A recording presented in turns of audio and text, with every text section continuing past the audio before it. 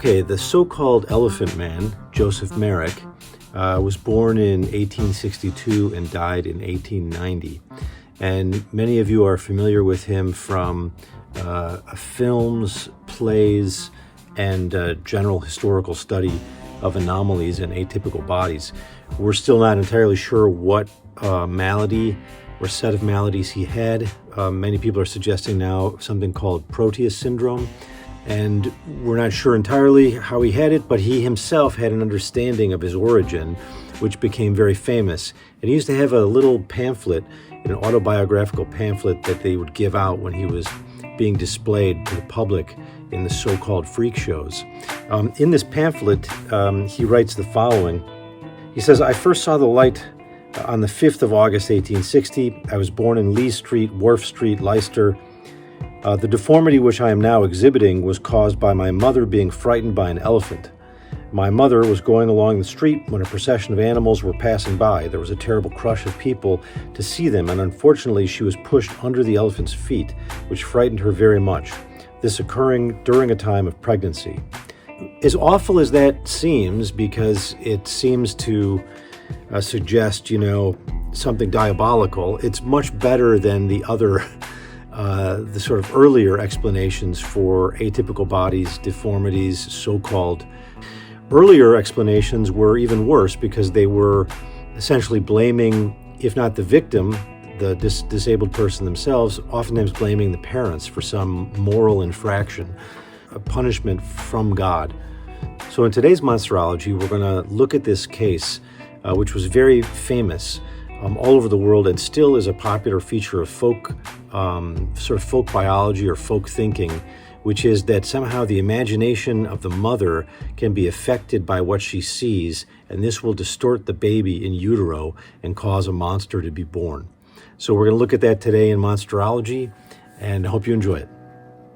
Okay, here are some of the images that we're doing today. This is an elephant, which is menacing the mother of Joseph Merrick. And then I did a drawing of the monster of Krakow, which is from the 1500s, and I'm going to describe that story shortly. And then sort of a diagrammatic cartoon that I did of a woman seeing the mermaid of Fiji, and then having her fetus distorted by this horrible vision. So we're going to start out with this fairly old school drawing of an elephant scaring a woman. And I used pencil to sort of lay in the basic shapes here and get the composition, and I tried to get a lot of dynamism in the drawing. I don't always succeed, but it's really the goal.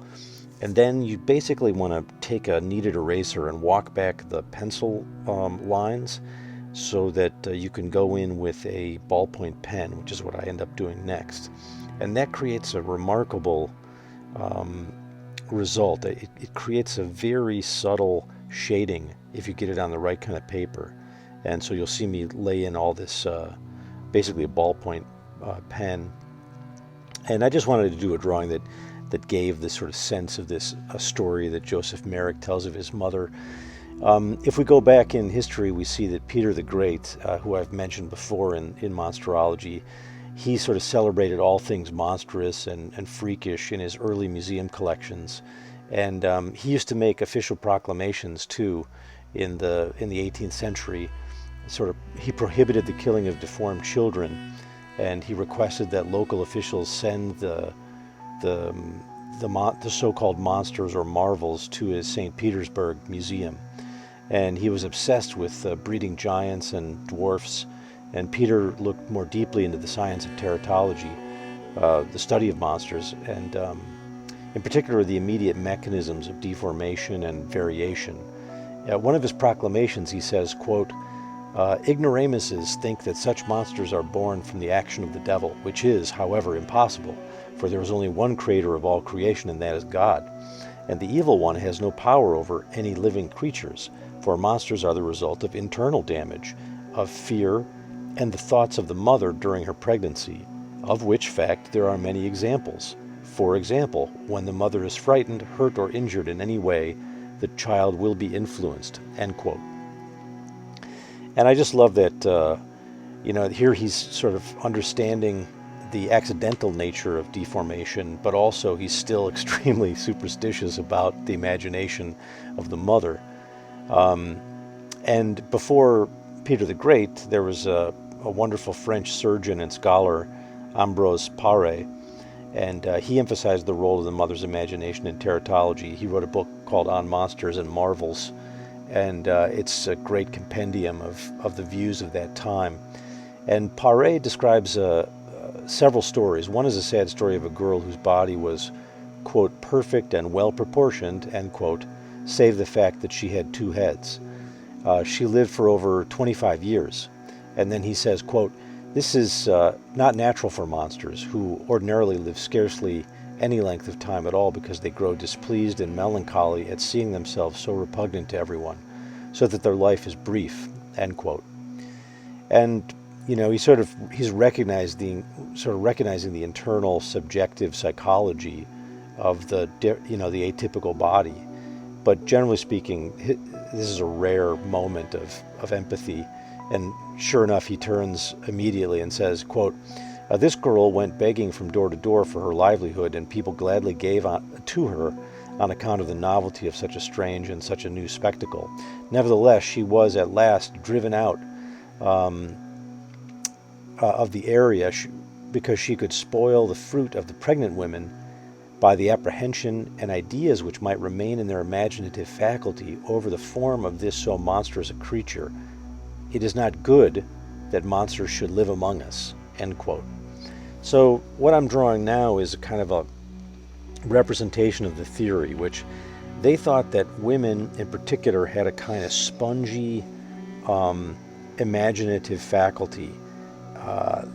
Now we'd say this is in the brain. They just thought it was part of the psychology, and they thought that there was a material substrate, and that somehow the female mind was more wet and could take an impression, almost like soft wax will receive the impression of a signet ring, for example. So forms go into the female mind, and then they get stuck there, and if they're disturbing, they transmit down to the uterus, where they transform the baby and change the shape of it, distorting it. There's a story that Paré says that a girl who was born as furry as a bear, and her unfortunate state was a result of her mother, quote, having looked too intensely at the image of St. John the Baptist, who was dressed in bear skins, along with his own body, hair, and beard, which picture was attached to the foot of her bed while she was conceiving, end quote. So the theory was that if you're having sex and you have a disturbing painting and the female is, staring at the picture, then it could influence it could influence the shape and nature of the baby. A more contemporary example is offered in Paré's story of a baby born in 1517. This is in France, and the baby has the face of a frog. When asked what the cause of this monster might be, the father of the child explained that his wife had been ill with a fever and had taken the curative advice of a friend. The friend offered a folk cure, saying that the wife should carry around a frog in her hand until the frog died, at which point she would be cured of the fever. Quote, that night she went to bed with her husband, still having said frog in her hand. Her husband and she embraced, and she conceived. And by the power of her imagination, this monster had thus been produced. So it was very common for people to sort of have this view, and it's still around today in many folk cultures. I know some friends of mine from Mexico. Their parents had this view. My own son, who's half Chinese, I was told when his mother was pregnant with him, my in-laws, who are Chinese, said, don't let her see any, don't take her to the Natural History Museum or let her see anything disturbing, like disturbing movies, because that could change your baby as a result. And at the time I thought, well, that sounds kind of, superstitious. I didn't realize it was part of this long folk tradition. There's no evidence that this is true, but what is clear is that our ancestors, holding such folk beliefs, did sort of understand intuitively that the mother and the uterus was a kind of important environment, and that one should avoid stress whenever possible, reduce stress. And of course now we know that stress produces cortisol and all kinds of sort of hormones, and this causes developmental problems for the fetus. So it is, it's coming from the right place. It just feels very superstitious to us now. A wonderful surgeon named William Lawrence, whose dates are 1783 to 1867, seems to have had an influence on Mary Shelley. And Lawrence sort of argued against this view that the imagination could go in and distort the baby. He paid a great service to embryology, and he laid to rest many popular misconceptions about monsters. Regarding the theory that a mother's imagination can corrupt the fetus, he asked, well, what sort of mechanical process could operate from the mother's imagination down to the womb, where it would then have to destroy the normally developing head and reconstruct a new monkey head or frog head or whatever. And furthermore, he stated, we have extensive evidence that women can suffer serious disorders, disease, amputations, and so forth, with no ill effect on the fetus. So frights and imaginings seem far too weak for fetal reconstruction. And so that was a move in the right direction. And what you're seeing now is a drawing of a creature that was supposedly the result of the mother's imagination. And this is the monster of Krakow. And this appears to have emerged in 1543, although there's some competing dates. 1547 is also offered. There's a kind of account of this creature which I'll read to you from around that time. It says, a portrait of a monster is said to have been born in Krakow in 1543 on the day of St. Paul's conversion. The eyes were fiery, the mouth and nose ox-like. There was a horn-like and an elephant's trunk. The back was hairy, monkeys' heads substituted for teats. There were cat's eyes above the navel and dogs' heads at the elbow and knees. The hands and feet were a monkey's. Since the monster lived only 4 hours, the picture must have been drawn from a verbal description. It is wrong to think such a monster a devil's child. Cause is rather divine judgment, a heated and obstinate imagination of the woman while she conceives, or a superabundance or defect and corruption in the seed, or some other such natural circumstance. So again, these are sort of references to the kind of logic of pare and so forth. I think it's pretty obvious that what you had here was just an unfortunate child born with some genetic and or developmental disabilities, and the body was probably deformed and probably looked nothing like this. This seems like an incredible extrapolation and folk story based on, a report of first-hand, second-hand, third-hand witnesses. So I just wanted to introduce this topic to us, and we'll talk about it more sometime in the future, but this is the idea that the pregnant woman's imagination can create monsters by just perceiving something very disturbing. All right, I hope you enjoyed that, and if you did, please hit the subscribe button. All right, take care.